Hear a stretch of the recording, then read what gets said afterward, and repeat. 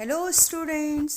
तो बच्चों, स्वागत है आपका आपके अपने चैनल ज्ञान विज्ञान में, जहाँ पे हर एक टॉपिक आपको बहुत ही अच्छे से समझाया जाता है। आज का जो हमारा टॉपिक है वो क्लास 9th केमिस्ट्री का जो चैप्टर है स्ट्रक्चर ऑफ एटम। इसमें हम डिफरेंट एटॉमिक मॉडल्स को डिस्कस करने वाले हैं। देखिए बेटा, जैसे आप सब जानते हैं कि हर एक जो एटम है उसके क्या होते हैं, देयर आर 3 सब एटॉमिक पार्टिकल्स। 3 सब एटॉमिक पार्टिकल्स होते हैं, इलेक्ट्रॉन्स, प्रोटॉन्स एंड न्यूट्रॉन्स। जो आपका इलेक्ट्रॉन है, आप जानते हैं कि इलेक्ट्रॉन की डिस्कवरी जे थॉमसन ने 1897 में कर ली थी।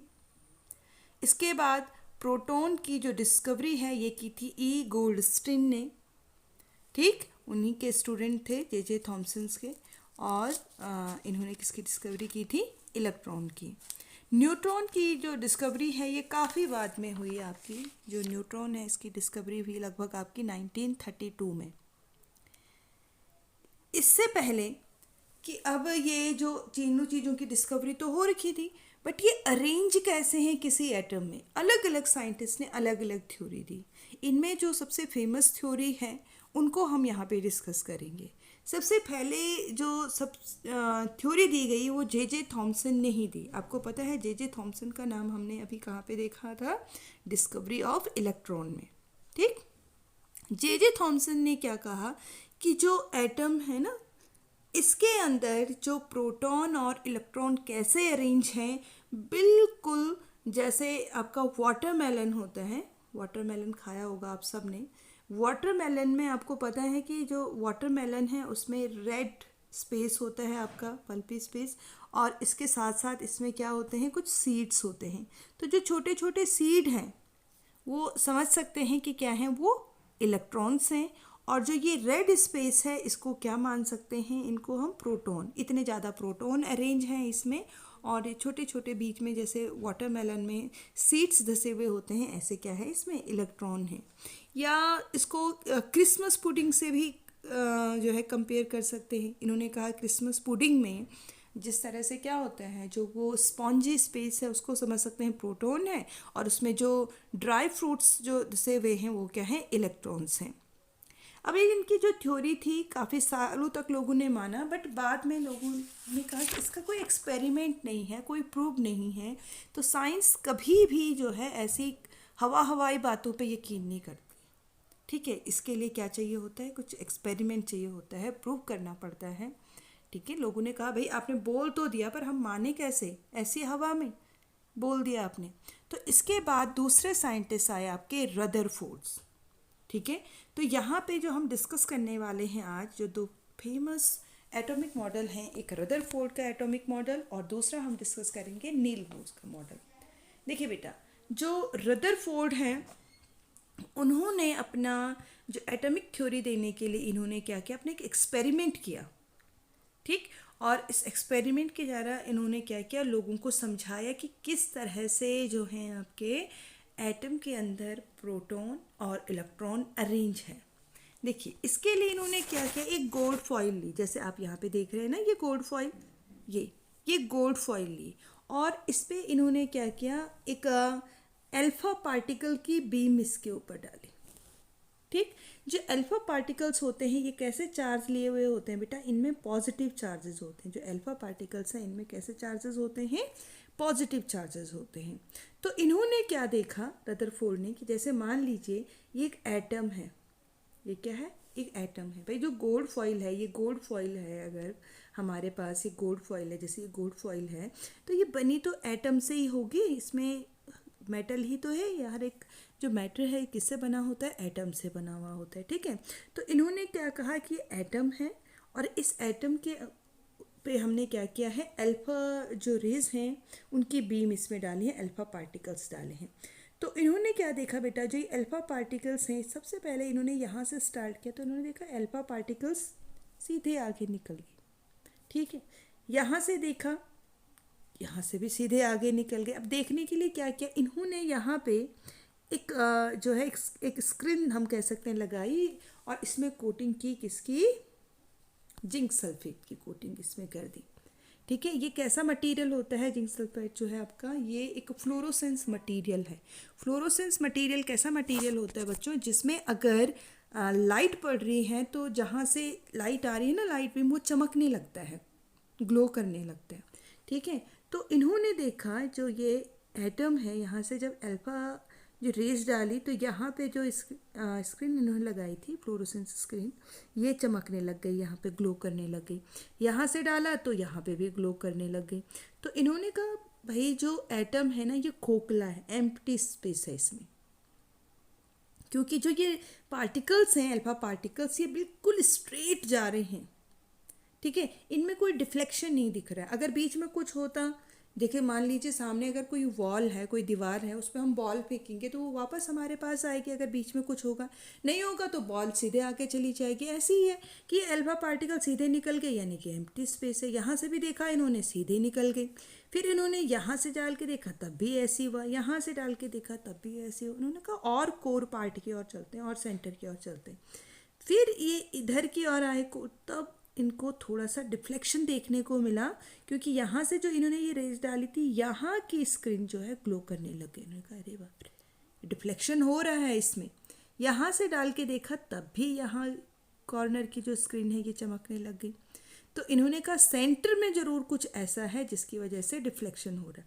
इन्होंने कहा बीच सेंटर से डाल के देखते तो ये जो रेस जैसे गई थी वैसे ही वापस आ गई। आप यहाँ पे देख लीजिए, ये देखिए यहाँ पे ये जो रेज है ये क्या आ गई, वहाँ से डायरेक्ट वैसे ही वापस आ गई। ये वाला देख लीजिए आप लोग, ये वाला अगर आप डायग्राम देखेंगे, यहाँ से इन्होंने रेज डाली तो ये अल्फा पार्टिकल सीधे निकल गए, यहाँ से भी डाली तो सीधे निकल गए, लेकिन सेंटर की ओर गई तो ये डिफ्लेक्ट होने लग गई। ठीक है, और बिल्कुल सेंटर से तो ये वापस आ गई। तो इन्होंने कहा ऐसे क्या हुआ इसमें। तब इन्होंने कहा कि सेंटर में ज़रूर कुछ ना कुछ क्या है, हार्ड पार्टिकल ज़रूर है। ठीक है, और जो ये हार्ड पार्टिकल है ये कैसा है, इसमें ज़रूर पॉजिटिव चार्ज होंगे। क्यों होंगे पॉजिटिव चार्ज, ज़रा सोचिए। क्योंकि जो अल्फ़ा पार्टिकल डाले थे, अल्फ़ा पार्टिकल कैसे थे बेटा, वो जो बीम थी वो पॉजिटिव चार्जेस उसमें थे। अब आप जानते हैं कि सेम चार्जेस एक दूसरे को क्या करते हैं, रिपेल करते हैं। अगर नेगेटिव चार्ज होते तो यहीं घुस जाते, लेकिन ये सेम चार्जेस हैं, और जो सेम चार्जेस हैं वो क्या करते हैं, आप समझते हैं, वो रिपेल करते हैं। यानी कि प्रोटॉन, अब समझ सकते हैं आप, पॉजिटिव चार्ज लिए हुए कौन है, प्रोटॉन है। तो इनका जो ऑब्जर्वेशन था, इनका जो एक्सपेरिमेंट था, इसने प्रूव किया कि सेंटर में एक हार्ड पार्टिकल है। ठीक है, और यहाँ क्या है, प्रोटॉन इसके अंदर है, पॉजिटिव चार्जेस इसमें हैं। रदरफोर्ड ही थे जिन्होंने किसकी डिस्कवरी की, न्यूक्लियस की।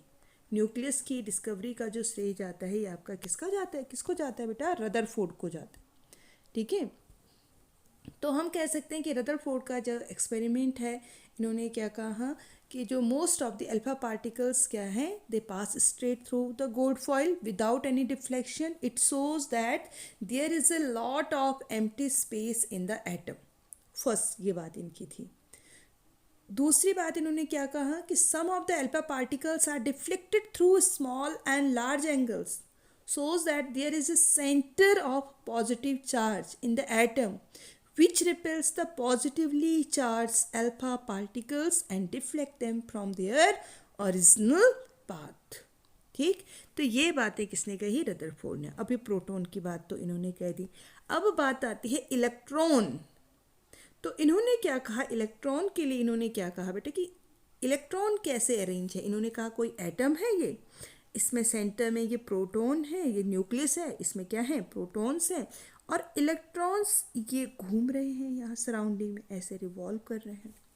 ठीक है, काफ़ी सालों तक इनकी ये बात मानी गई, लेकिन साइंटिस्ट जो हैं उन्होंने क्या कहा, भाई अगर इलेक्ट्रॉन एक्सेलरेशन में है, ये ऐसे मूव कर रहे हैं एक सर्कुलर पाथ में, तो आप ये समझ सकते हैं कि इनकी एनर्जी धीरे धीरे धीरे धीरे तो लॉस हो रही है, ख़त्म हो रही है, अपनी एनर्जी लूज़ कर रहे हैं।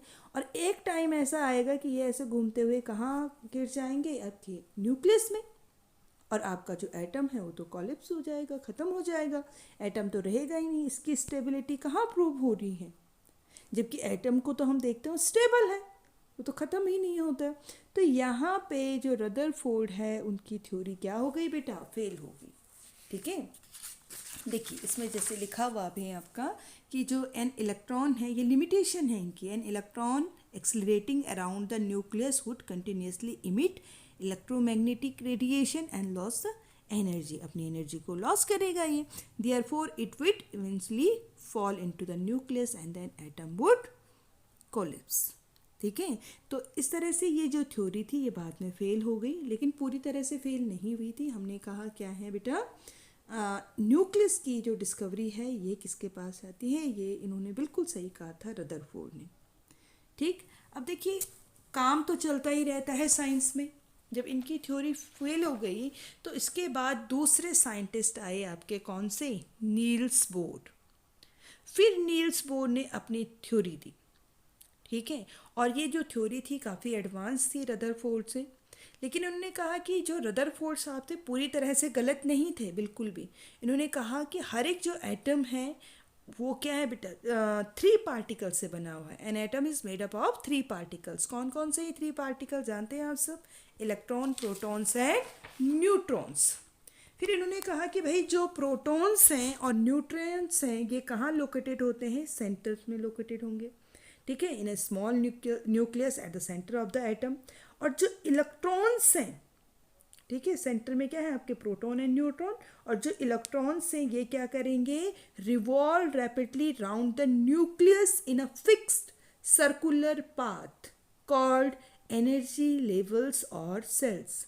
इलेक्ट्रॉन जो ये देख रहे हैं ये फिक्स्ड पाथ में रिवॉल्व करेंगे, जैसे ये एक ये पाथ, एक ये पाथ, इसी में ये रिवॉल्व करते रहेंगे। और जो ये पाथ है इनको हम चाहे तो ऑर्बिट्स कह लें, चाहे इन्हें हम एनर्जी लेवल्स कह लें, चाहे इन्हें हम क्या कह लें, एनर्जी सेल्स कह लें। और जो ये एनर्जी सेल्स हैं यानी कि इनमें एनर्जी है। ठीक है, इस एनर्जी से जो इलेक्ट्रॉन है ये क्या करते रहते हैं, मूव करते रहते हैं और फिक्स रहते हैं। ये यहाँ पे है तो ये यहीं रहेगा, आसानी से ये इधर नहीं जाएगा, आसानी से ये दूसरे सेल में नहीं जाएगा। ठीक है,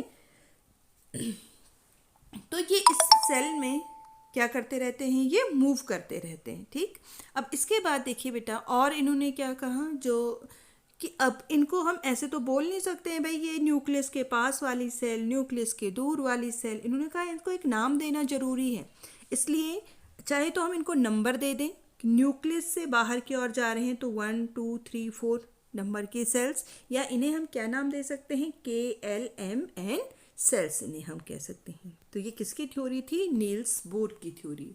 ये इनके पोस्टुलेट थे कि electrons in an atom revolve round the nucleus in a circular orbits, ये मैं आपको बता चुकी हूँ। Each orbit is associated with the defined energy, so these orbits are also called energy levels, इन्हें हम कहते हैं।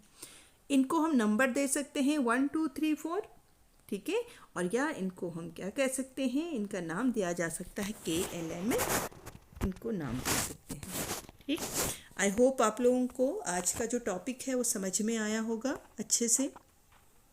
आप वीडियो को लाइक करिए, चैनल को सब्सक्राइब करना मत भूलिए, और अगर कोई टॉपिक है जिसे आप समझना चाहते हैं तो प्लीज़ कमेंट सेक्शन में ज़रूर लिखिए। Thank you.